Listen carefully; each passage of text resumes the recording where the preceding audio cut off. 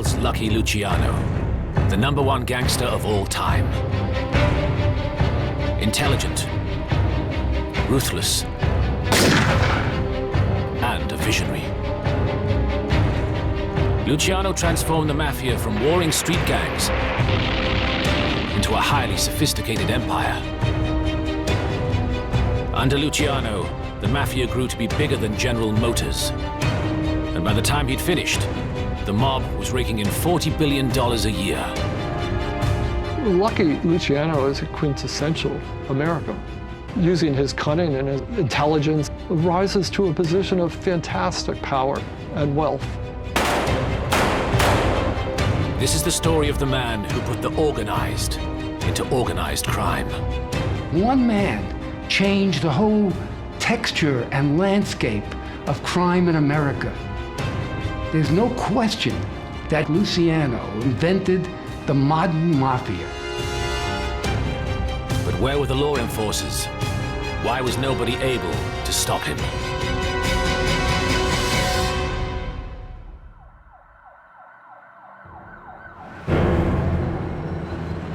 On September the 10th, 1931, 4 hitmen came calling at offices above Grand Central Station in New York City.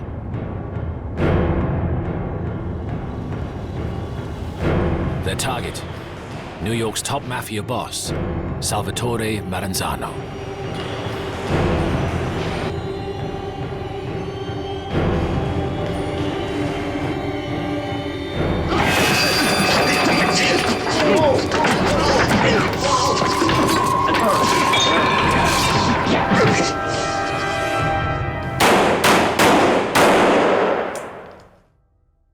This execution was a critical moment in the meteoric rise of the biggest gangster in American history.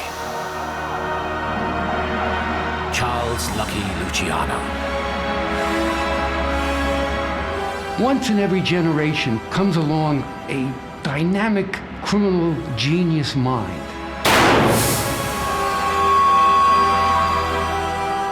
And the mafia in America was blessed that they had Lucky Luciano.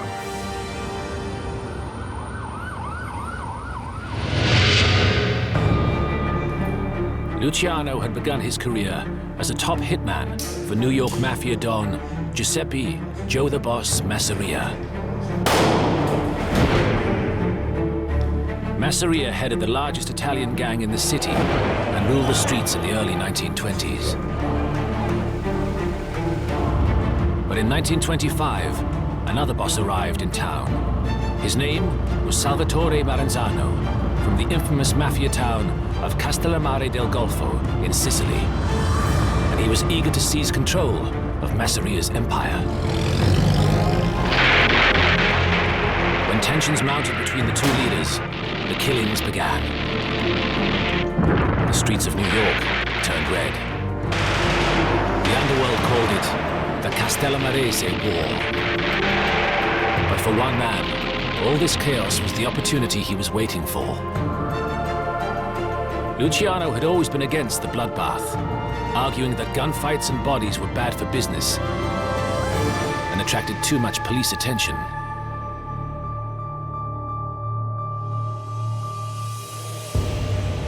Luciano also despised the old ways of his warring boss, Masseria.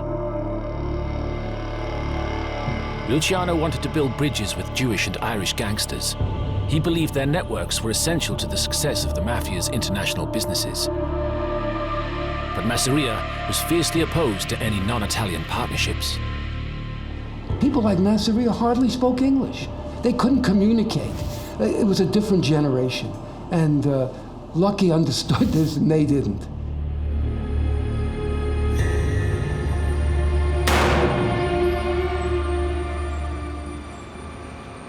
After 18 months of fighting, with no end in sight, Maranzano told Luciano that if Masseria was eliminated, he would not take revenge on his men.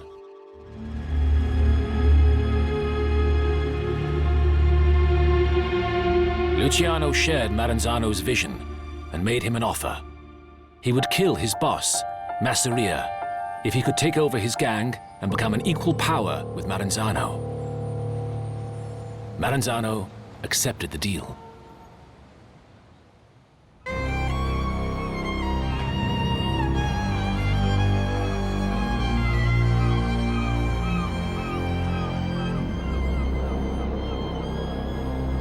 Luciano invited Masseria to a lunchtime meeting at one of his favorite restaurants, the Nova Villa Tamaro, in Coney Island, New York. While they played cards, Luciano's hitmen waited outside for his signal.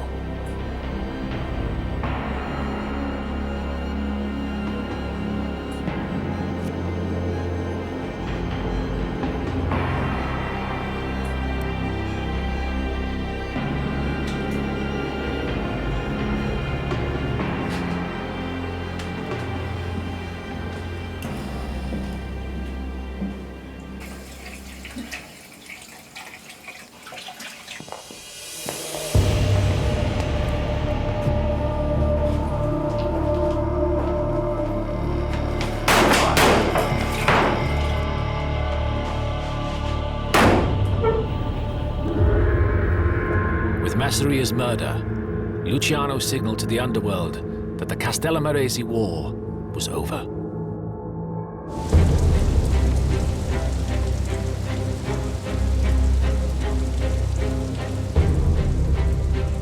Maranzano then called hundreds of gang members from across the country to a meeting in the Bronx to announce his victory. Now it's going to be different, he told them, and spelled out his grand plan.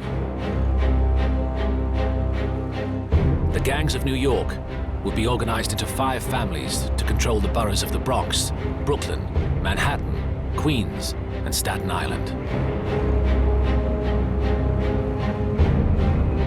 Each family would be headed by a boss with an underboss, and under them would be lieutenants and soldiers. And above them all would be Maranzano himself.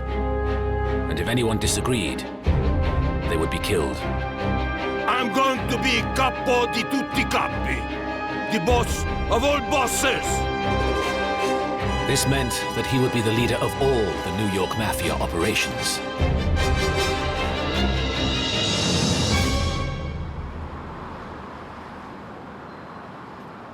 His speech enraged Luciano. Maranzano had backtracked on his promise of equality, and now Luciano was determined to strike back.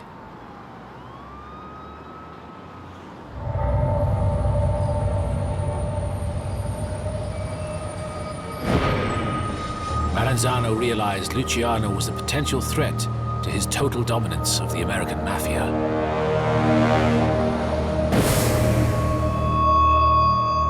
So Maranzano contracted the notorious Irish killer, Vincent Mad Dog Cole, to get rid of Luciano. Cole was a lone, out-of-town hitman for hire and would be perfect for the job. But Luciano learned the details of the plan. Maranzano would call him into his office for a business meeting, and Mad Dog Cole would be waiting there to kill him.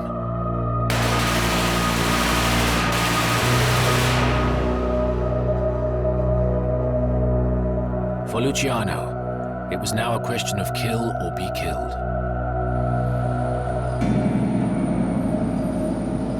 The problem was how to kill Maranzano. He was extremely well protected, never without bodyguards, and always traveled in a bulletproof car.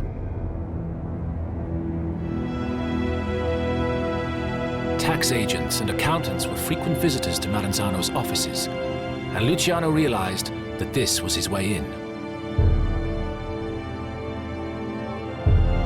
On the day Luciano was to have his meeting with Maranzano, he would send his hitmen instead, all posing as taxmen. As an extra touch, they would be Jewish, as he knew Maranzano despised them.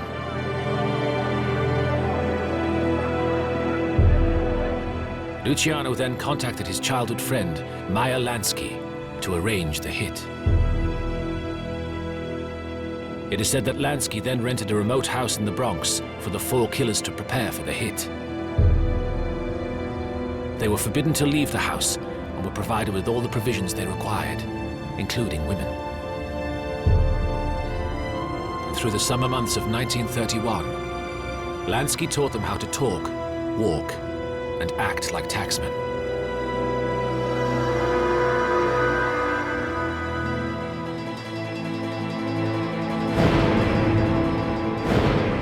Then in September, the call came through. Maranzano told Luciano to come to his office to discuss urgent business.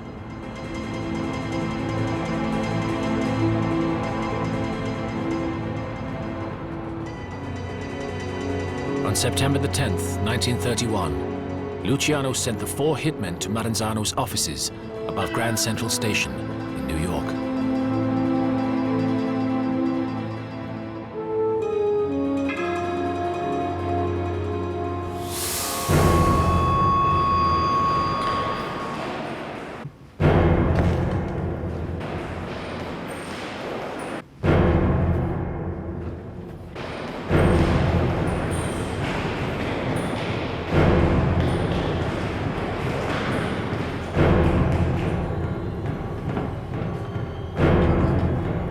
The gangsters entered his office and drew their knives, a weapon chosen to kill their victim in silence.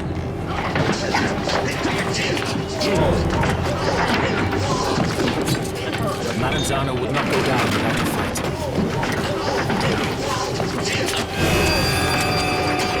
He took multiple stab wounds to his body,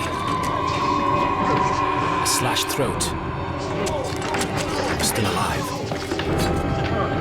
The killers were forced to do it the noisy way.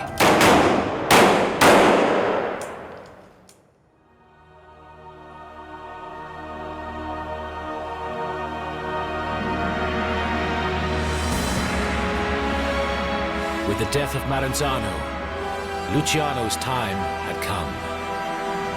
At last, Luciano would realize his vision to reach out across America and organize organized crime. One of the first people he turned to was someone he'd known since they were both street kids. Luciano started out by offering protection to Jewish schoolboys targeted by Irish gangs. One day, he squared up to a small boy on his way home. If you want to keep alive, Jew boy, you gotta pay us 5 cents week protection money. The schoolboy stared him in the eye and told him to Go fuck yourself.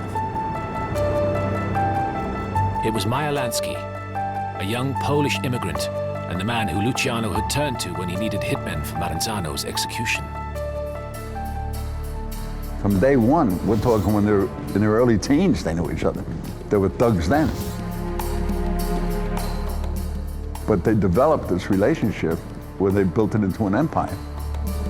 Meyer Lansky became Luciano's right-hand man and chief business executive.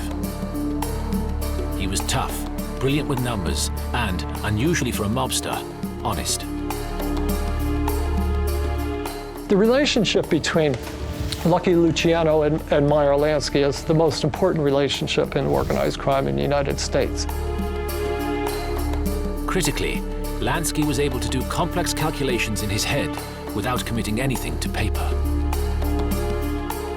These are two incredibly talented and open-minded individuals who realized that if they joined forces using an American corporation as a model, that they could eliminate the possibility of an individual monopolizing profits, and they could share profits and distribute them evenly, and therefore bring a certain stability to organized crime that had never existed before.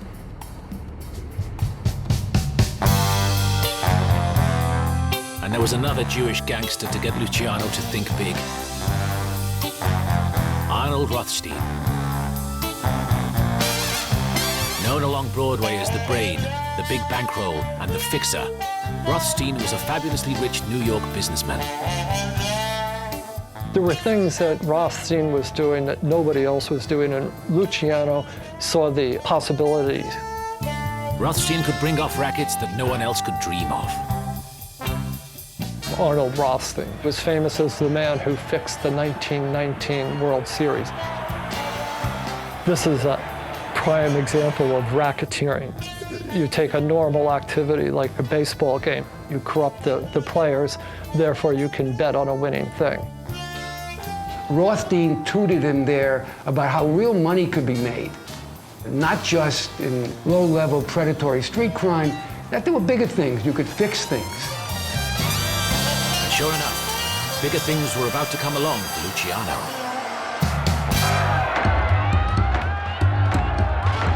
In 1919, the US government did an incredible thing. It banned alcohol, believing that it was leading to the moral destruction of the nation.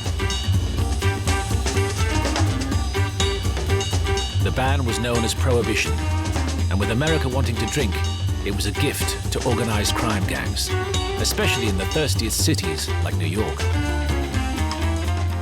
They saw a real gold mine in Prohibition. And what it did was it turned some of them, like Luciano, they had to become executives. Because now they had to run organizations that either imported booze or manufactured it, and you had to distribute it. So in that sense, they had to run a real organization. It wasn't just go out and mug somebody on the street. You had to be smart now, because you were dealing, instead of thousands, you were dealing with millions. So it turned these people who were really inexperienced, old-fashioned outlaws into business criminal executives overnight. Luciano, Lansky, and Rothstein proved to be quick learners, and soon they became very rich indeed. Now that wealth translates into power. It translates into political power. It means that you can buy political protection. It means that you can buy police protection, because alcohol is something everybody wants to do. So they are willing to collude with gangsters. What they don't understand is that once you cooperate with gangsters, you've sold your soul, and the gangsters understood this. With New York City full of booze, and cops, judges, and council officials being bribed all over the place, Luciano and his associates had free rein to take control of whatever they wanted. They had their hand in everything because nobody would look at them. Nobody would even consider investigating them. Not the least of which was J. Edgar Hoover. There is nothing mysterious about the manner in which the Federal Bureau of Investigation works. The special agent must be a good marksman and have the courage to shoot it out with the most venomous of public enemies. Director Hoover supervising field practice, and the J. Edgar Hoover was the boss of the FBI, and he was eager to make a name for himself. The Federal Bureau of Investigation, the paramount law enforcement, and the only national law enforcement agency that could really combat the Mafia, and they didn't do a thing. Hoover had launched his war on crime during the early 1930s. He went after bank robbers, kidnappers, and killers who were terrorizing the Midwest and outraging the nation. The FBI mostly went after the headline public enemies like John Dillinger, Pretty Boy Floyd, Machine Gun Kelly, taking people out with, Hoover had essentially denied that there was a national crime syndicate. He said these are local gangsters and this is the job of the local police to deal with them. He didn't want to get involved with these people because they're very well connected politically.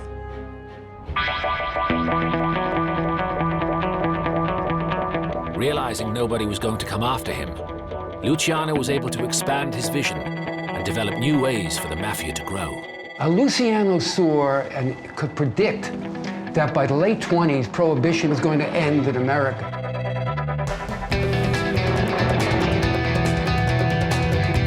And if the Mafia was going to be successful, Luciano had to prevent inter-mob wars from ever breaking out again.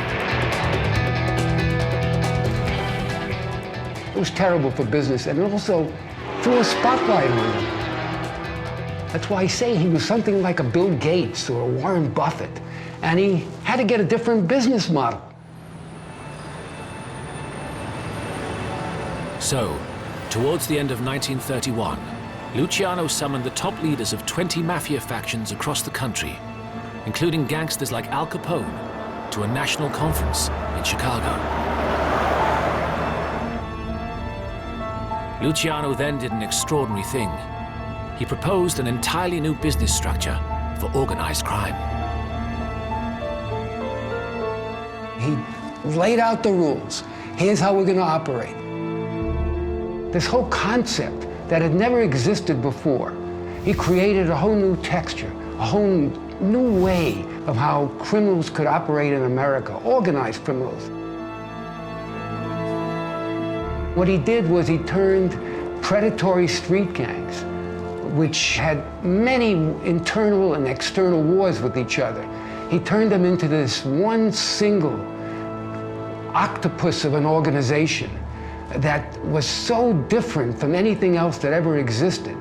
And it took the American law enforcement almost 60 years to get a handle on it. It was so terrific. Luciano kept with Maranzano's 5 New York families, but to each family he added a consigliere, a skilled counselor and advisor, whose task was to ensure that problems within families were resolved without the need for violence. Luciano then unveiled his most striking innovation without precedent in the Sicilian Mafia or amongst American gangsters. Luciano, he created the commission, and the commission would be the board of directors. If any rules for the Mafia throughout the country had to be changed, it would be up to the commission. And if there were any territorial disputes or disputes over rackets, the commission would take care of it. Now, the concept there was to prevent wars. It is almost precisely what the various countries around the world did when they were faced with the same problem post-World War II. They created the United Nations. One could actually take the UN Charter and for most of it substitute the word families for states and Cosa Nostra for the organization for the United Nations and Commission for Security Council, and the rules would be identical.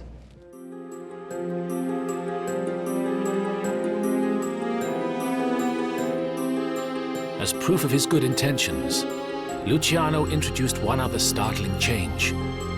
He would be just one amongst equals. There would be no boss of all bosses. Instead, Luciano introduced a more democratic form of leadership. The commission would consist of a board of 7 family directors, 5 in New York and 1 each in both Chicago and Buffalo. Each would have a single vote with all the decisions determined by the majority. This would ensure all the leaders of the most powerful families had an equal say. He was this incredible, dynamic genius who saw how the landscape and how the tapestry of the Mafia had to be organized. Here is somebody who comes along in 1931 and envisions that if the Mafia was going to prevail and succeed, it had to be a mirror image of American capitalism. Luciano had come up with a business structure. It would last for the next 50 years. And because it worked so perfectly, everything was now up for grabs.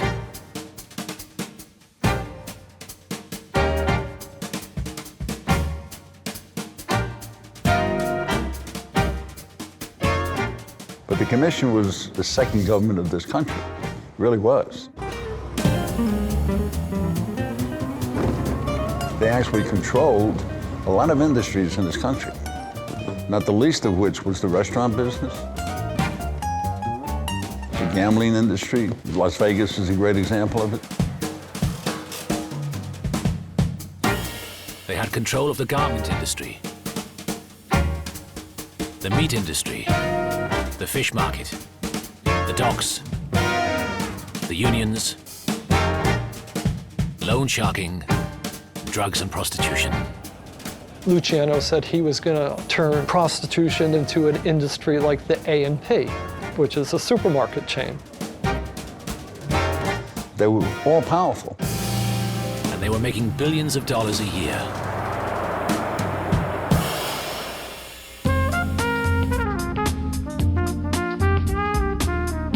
And what was good for the Mafia was good for Luciano, too. By 1930 standards, Lucky Luciano wasn't even a multi-millionaire anymore, he was a billionaire.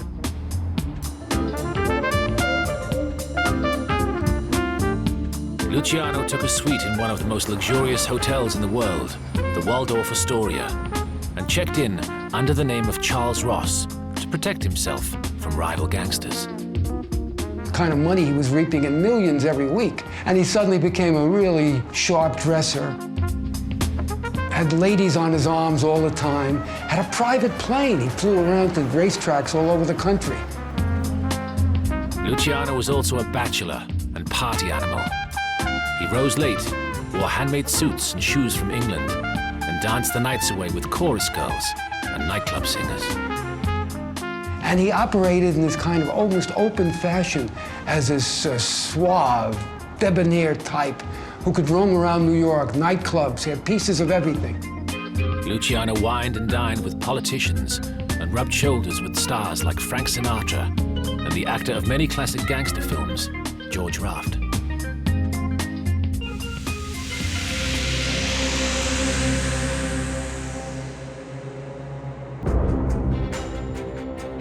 But there was a man determined to get Luciano. His name was Thomas E. Dewey. We have made a real start on cleaning the gangsters out of New York. Dewey was a fiercely ambitious lawyer who, by the age of just 33, had got the top job as New York City's special prosecutor to crack down on organized crime. In 2 years, we have shown that our people can be protected, that they can be delivered from the grip of the mob. In the 1930s, Luciano was the face of organized crime. It was an open secret how important and how big he was. And Dewey was after him.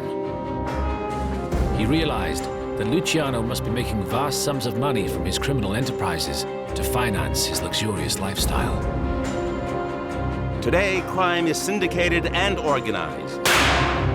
A new type of criminal exists who leaves to his hirelings and frontmen the actual offenses and rarely commits an overt act himself.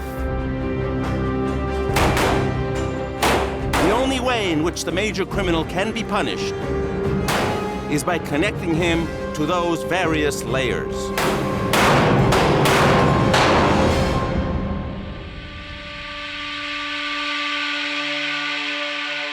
But Dewey had a tough time finding anything he could pin on him.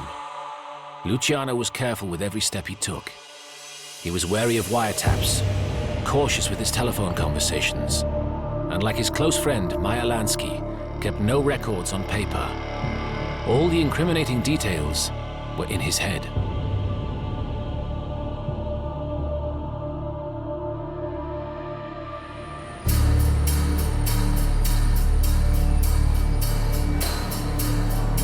Then, out of the blue, Dewey was offered a lead that could ensnare Luciano in a web of vice crime.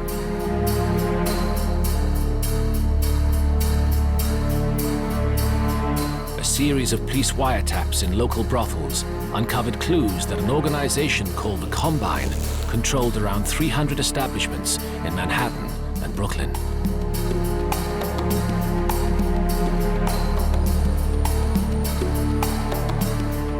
They discovered that a top Luciano enforcer named David Little Davy Batillo was overseeing the Combine operations.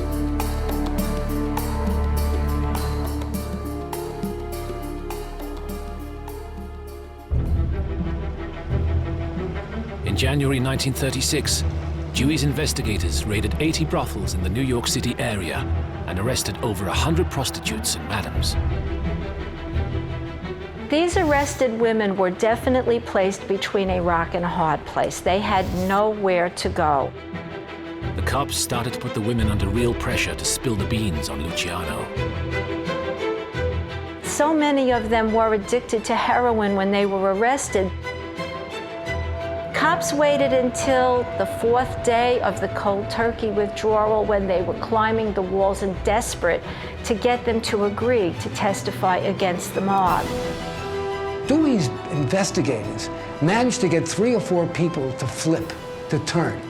And incredibly, they claimed that they had seen Luciano at meetings where he discussed what kind of percentage his family was getting from these whorehouses.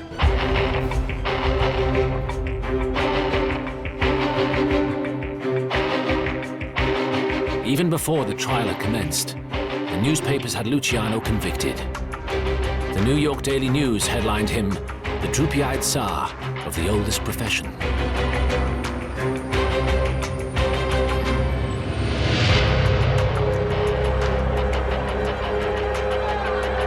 The trial began on May the 12th, 1935. Dewey reigned forth in his opening statement.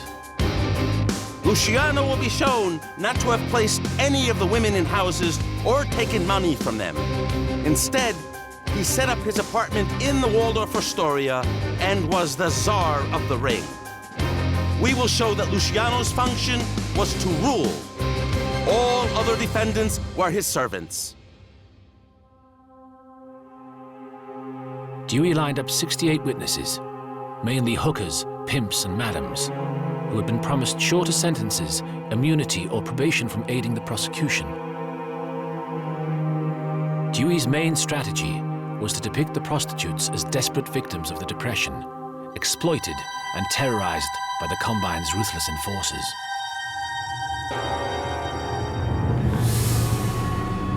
The madam who was hit over the head with the lead stick, for example, went on the witness stand to testify that there was blood all over the place when she was attacked by the very men who were sitting there in the defendant's area.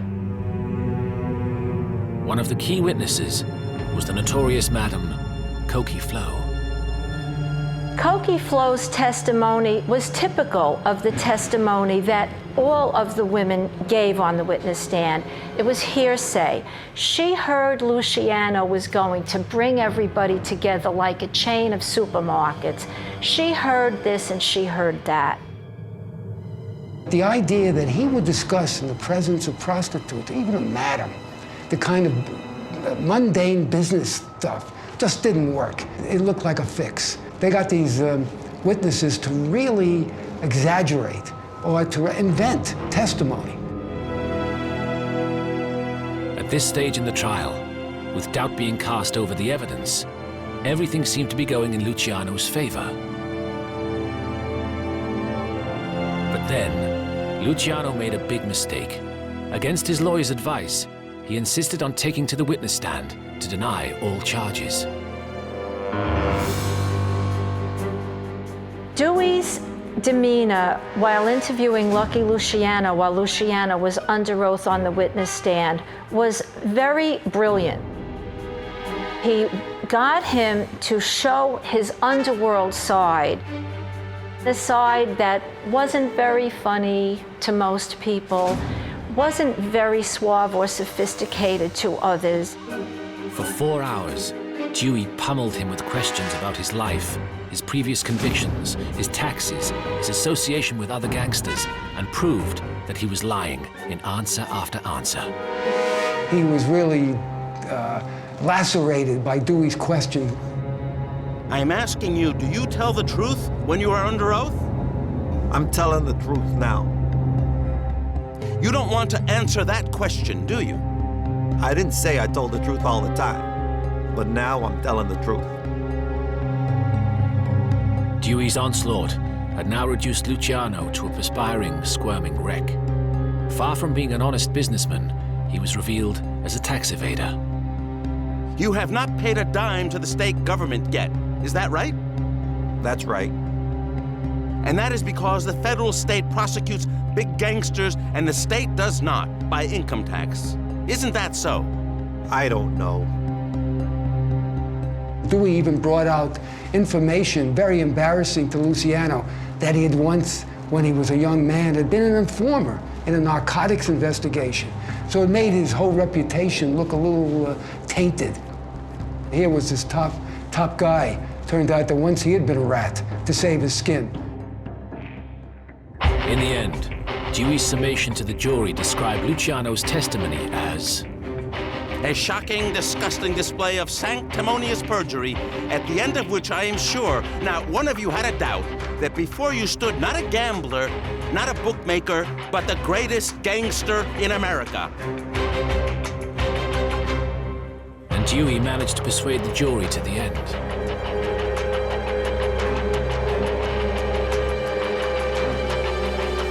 Luciano was convicted on 62 counts of compulsory prostitution. Justice McCook gave the sentence. I am not here to reproach you, but since there is no excuse for your conduct nor for your rehabilitation, to administer adequate sentence, I hereby pronounce a sentence to serve from 30 to 50 years.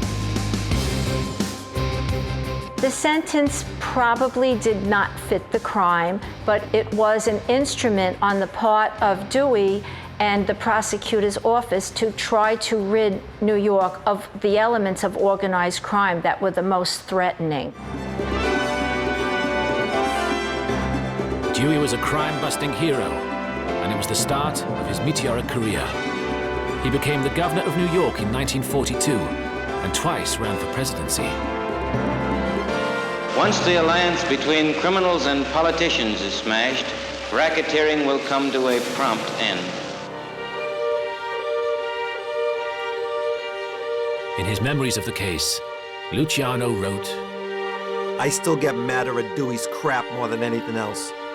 That little shit with the mustache comes right out and admits he got me for everything else but what he charged me with. He knew I didn't have a fucking thing to do with prostitution.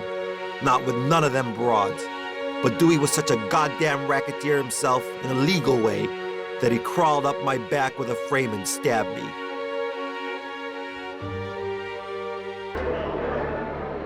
What a come down from a suite at the Waldorf Towers to a cell. When they told me I was going to Dannemora, I wasn't sure I could make it. It meant moving out of the Waldorf Towers into a sewer. The worst part of it was, we didn't have any connections up there, and that meant I was in for a rough time. I was willing to put up $1 million bond, and I told them that as soon as I heard that I was going to Dannemora. But once they had me, they wasn't gonna let me go. But anyone who thought Luciano was finished was mistaken. His foresight in setting up the commission now showed itself.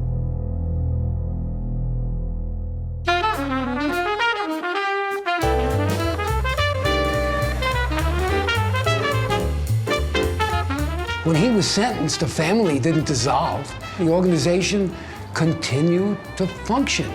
And this is, again, the wisdom of Lucky Luciano, that even though he, the originator, is the first boss to be convicted, he proves his point. It functions well.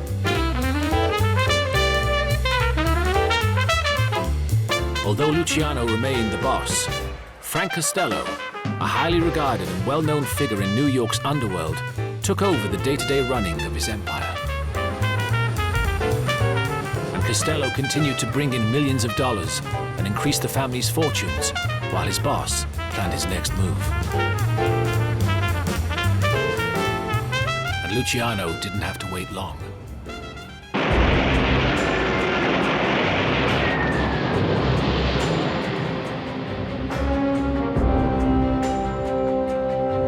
When America entered the Second World War in 1942, he found that his country needed him. The war in the Atlantic was going badly for the Allies.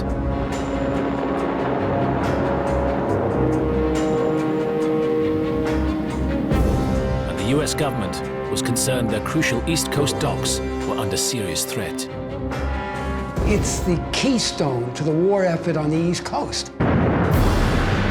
One ship, a French ship in Normandy, caught on fire and sank. Sparked by an acetylene torch, swept through the proud ship. Thousands of workmen fled for their lives as firemen from all parts of New York and neighboring cities fought the fire around the clock. The prevailing opinion is that it was accidental, but the U.S. Navy and a lot of other government officials believed it could have been sabotage.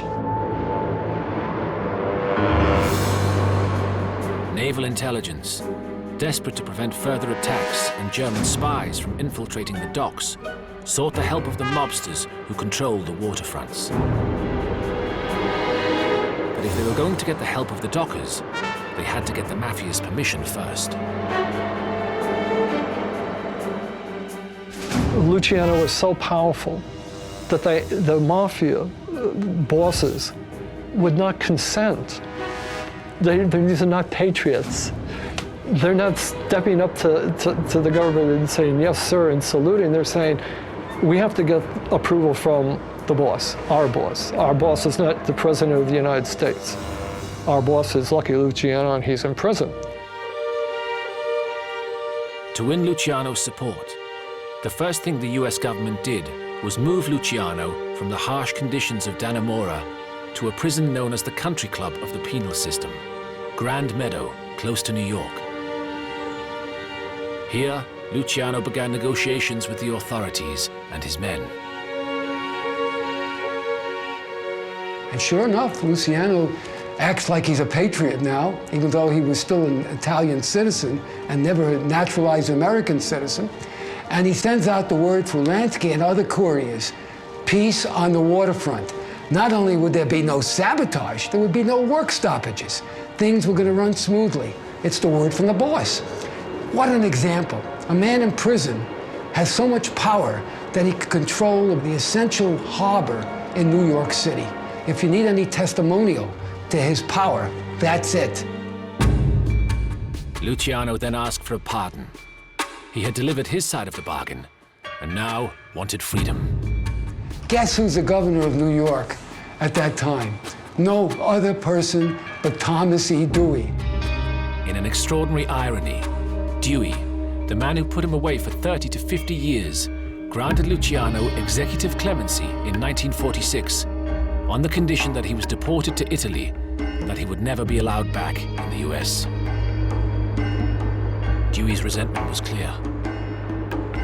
Upon the entry of the United States into the war, Luciano's aid was sought by the armed services in inducing others to provide information concerning possible enemy attack. It appears that he cooperated in such an effort, although the actual value of the information produced is not clear.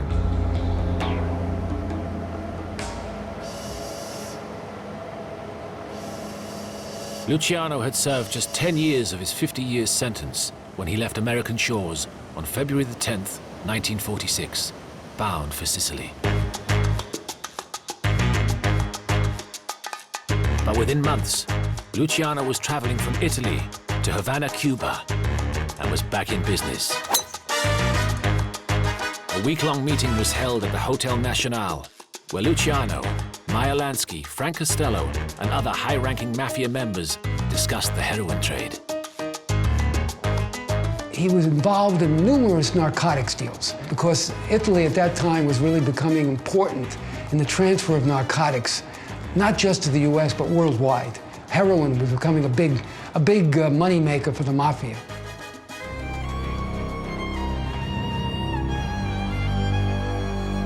In 1957, in Palermo, Sicily, Luciano was reported to be overseeing meetings with more than 30 Sicilian and American Mafia leaders to create the world's largest heroin exporting rackets.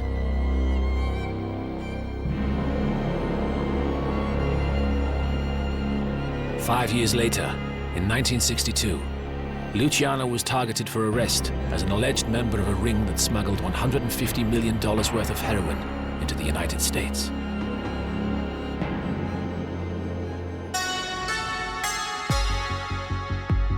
But before the authorities could get him, Luciano died of a heart attack in Italy.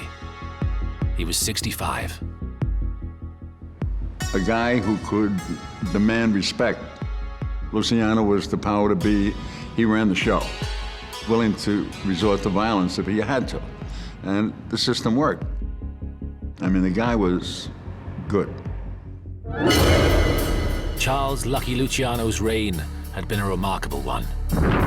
He transformed the Mafia from the warring street gangs into a highly sophisticated empire. Under Luciano, the Mafia grew to be bigger than General Motors. And by the time he'd finished, the mob was raking in $40 billion a year. And while there had been run-ins with the local law enforcement agencies, the FBI hadn't even known it existed. And if anyone likes to think of Luciano as a criminal genius, they should not forget that he had many people killed, condemned many others to drug addiction and prostitution, and left a terrible wake of misery and suffering behind him.